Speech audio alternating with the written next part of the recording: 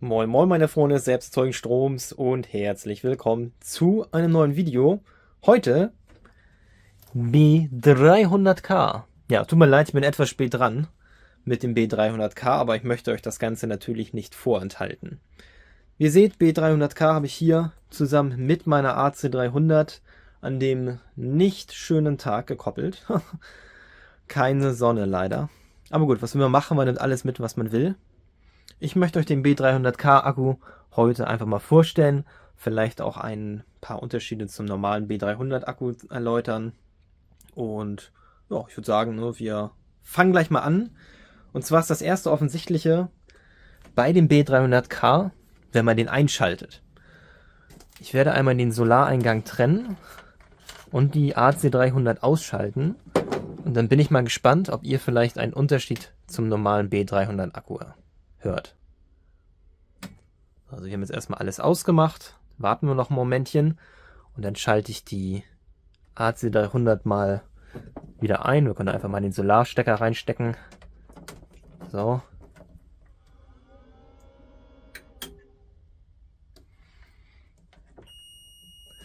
Das Piepen tatsächlich ist ganz interessant bei der AC300. Ich nehme an, das wird noch per Firmware-Update behoben. Er sagt hier immer irgendein Kommunikationsfehler, der sich beim Starter immer wieder von selbst cleart. Nein, aber was ihr eigentlich hören solltet ist, wenn ihr den B300 einschaltet, läuft hier tatsächlich ein Lüfter mit drin. Beim B300 ist mir das tatsächlich nie aufgefallen, dass da ein Lüfter drin läuft, und wenn nur ganz leise. Beim B300K hört man tatsächlich beim Start einen relativ lauten Lüfter, den ich aber allerdings im Betrieb selber noch nie wirklich gehört habe. Also das ist tatsächlich ein erster Unterschied. Ich dachte erst, da ist irgendwas kaputt, aber das ist tatsächlich einfach nur ein Lüfter, der in dem Akku mitläuft. Wenn wir uns mal die Front des B300Ks anschauen, sehen wir nicht allzu viel. Wir haben hier den Anknopf, der ist jetzt in so einem schwarzen Finish gehalten und hat nicht mehr wie die B300K so einen silbernen mit grünem Ring. Wir haben hier eine Prozentanzeige in 20% Schritten, jeweils mit 5 LEDs. Die sind jetzt deutlich größer und meiner Meinung nach auch besser abzulesen. Und wir haben hier einen USB-A 12 Watt Anschluss, was ich fast ein bisschen schade finde, weil der B300, der normale, der hatte ja noch ein paar mehr Anschlüsse. USB-A, okay. Ich hätte wenigstens einen 18 Watt Port gemacht für Fast Charge. Oder statt USB-A hätte ich eigentlich einen USB-C Port genommen mit 100 Watt, so wie wir es beim B300 haben. Aber gut, wir haben hier sehr abgespeckte Anzahl an Ports. Wenn wir uns hier mal zur Seite bewegen, sehen wir auch hier, dass der B300K 2 Batterieports hat. Wenn wir hier mal die Schnalle hochnehmen, sehen wir aber, dass die Ports um 90 Grad gedreht sind. Beim B300 Akku ist das hier oben wie bei der AC300.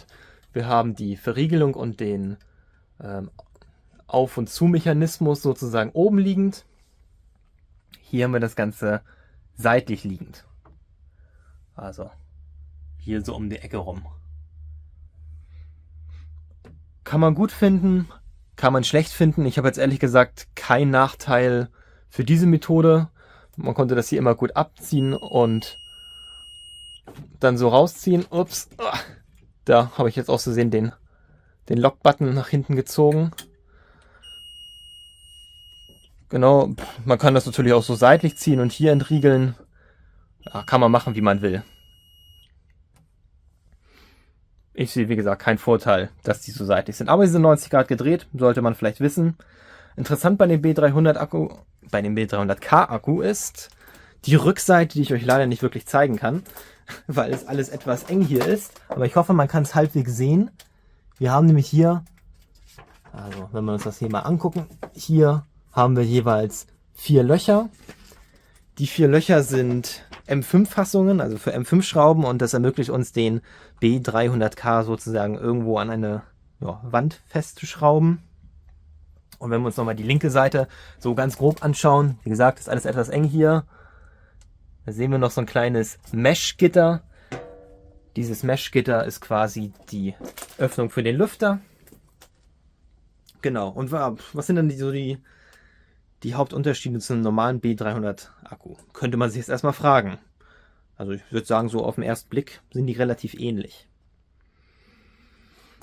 Ja, zumal haben wir erstmal die Größe, die Abmaßungen so und ja, also die Abmaßungen in der Breite sind gleich. Der B300 Akku ist etwas weniger hoch, aber genauso tief. Sprich, ihr könnt, wenn ihr hier den B300K Akku mehrere übereinander stapelt, ist der Turm wesentlich kleiner. Das ist erstmal schon so ein Ding. Wir haben hier viel geringeres Gewicht, 29 Kilo. Ich glaube, der B300 Akku, der wiegte fast 40 Kilo, wenn ich das recht erinnere. Also, ja, ganz schöner Oschi. 30 Kilo ist immer noch schwer, muss man dazu sagen, aber es ist schon deutlich entspannter zu tragen. Und wenn wir uns nochmal die Seite anschauen, sehen wir eigentlich nichts. Wir haben hier nur Battery Expansion Cables, also nur zum Anschluss an andere Power Station, wie zum Beispiel hier der AC300. Wir haben keine eigenen Ladeeingänge, also kein PV-Eingang und auch kein Eingang für Netzteile.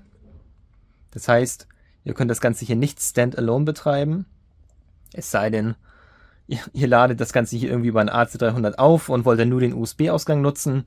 Ja, aber ihr habt immer noch das Problem, dass ihr das Ganze hier irgendwie über diesen Batterieport aufladen müsst. Meiner Meinung nach, ja, ich hätte es nicht weggelassen. Ich finde das nach wie vor toll bei meinen anderen B300 Akkus, dass man die separat laden kann. Aber gut, der B300K ist sozusagen kein Ersatz für den B300, würde ich zumindest sagen, sondern eher ein Parallelmodell. Das Ganze soll nämlich, wie gesagt, etwas billiger sein. Die Maße sind etwas entspannter und es ist weniger schwer. Also, ja, gibt bestimmt Use Cases, zum Beispiel im Wohnmobil, wo man auf sein Gewicht ein bisschen achten muss, wo 10 Kilo pro Batteriepack durchaus entscheidend sind. Interessant ist auch das Innere des neuen B300K. Das kann ich euch logischerweise nicht zeigen. Aber wir haben hier neue Zellen verbaut. Normalerweise sind in solchen Batterien Rundzellen verbaut. Also so wie ihr das kennt, ne, wie so eine AA-Batterie, so in so einer Zylinderform sind hier drin. B300K sind diesmal Blockzellen. Also Blockzelle ist sowas wie ein RC-Auto zum Beispiel. Da sind es auch oft solche flachen Packs. Ja, sowas ist hier drin aus der Automobilindustrie. Also es sind wirklich sehr hochwertige Zellen. Und wir haben dadurch auch eine Ladezyklensteigerung. Eine ganz beachtliche. Ich glaube 1000 Zyklen mehr waren das. Habe ich jetzt leider nicht aufgeschrieben. Aber es sind auf jeden Fall deutlich mehr Zyklen, die ihr mit dem B300K vollziehen könnt. Und ja, Thema Kompatibilität ist auch immer noch sehr wichtig. Wir sehen ja, ich habe hier mit einer AC300 verbunden. AC300 ist ja schon eine relativ alte Einheit, funktioniert also ohne Probleme. Alle Einheiten, die diesen Standard P90D-Stecker, müsste das sein, verwenden, können auch mit dem B300K verwendet werden. Auch übrigens mit dem neuen Balkonkraftwerk. Da könnt ihr hier oben mal schauen, verlinke ich euch gerne das Video mal zu dem Balkonkraftwerk, wenn ihr daran Interesse habt. Genau. Einheiten, die diesen Stecker haben, wären zum Beispiel AC200 Max, dann wie gesagt die AC300 hier, AC500 und auch AC200L. Für die AC500 braucht ihr ein Adapterkabel P90D zu P150D, aber generell könnt ihr das Ganze betreiben. Es wird bestimmt viele unter euch geben, die schon B300 Akkus haben und wollen das vielleicht an der AC300 im Mischbetrieb betreiben. Das Ganze funktioniert auch, allerdings könnt ihr den B300K und den normalen B300 nicht hier direkt mit diesem Kabel verbinden, sondern ihr müsst das parallel anschließen.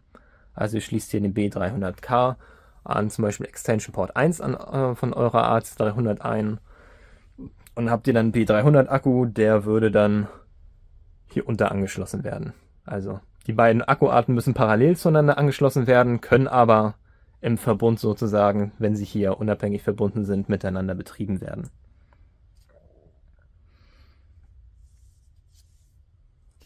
Ein Punkt, den ich gerade noch sehe, den ich vergessen habe und was noch relativ wichtig ist.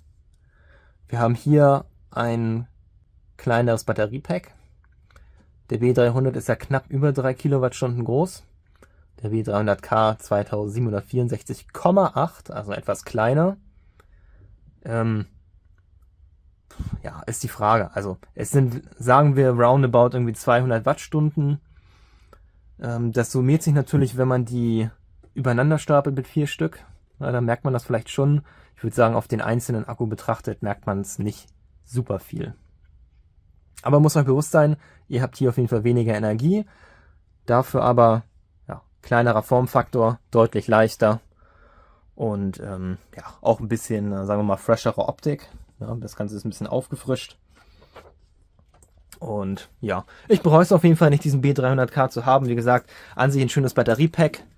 Hat ein paar Vor- und auch diverse Nachteile, meiner Meinung nach. Für meinen Anwendungsfall würde ich persönlich weiterhin den B300 kaufen. Gerade wegen der fehlenden externen Anschlüsse hier an der Seite. Das finde ich ein bisschen schade, weil ich sehr viel meine B300 Akkus auch extern lade. Der Solarinput hier, den ich hier habe, da sind Solarpanels dran, die gerade auch im Winter sehr stark verschattet sind. Deswegen fand ich das immer ganz toll, durch meine Pros oder durch andere Panels hier die B300 noch etwas zu unterstützen. Das kann ich in dem Fall nicht machen. Wenn ihr aber ein System habt, wo ihr sagt, na, das steht sowieso irgendwo und das lädt mit Solarstrom hier sowieso die vollen 150 Volt, ihr habt da 3000 Watt dran hängen und na, ihr wollt die Akkus gar nicht extern laden, dann sollte man sich mal überlegen, den B300K doch etwas näher anzuschauen. Alright, das wär's soweit von dem B300K. Ich hoffe, ich habe alle alle Fragen mit in dieses Video integriert, was euch so interessiert.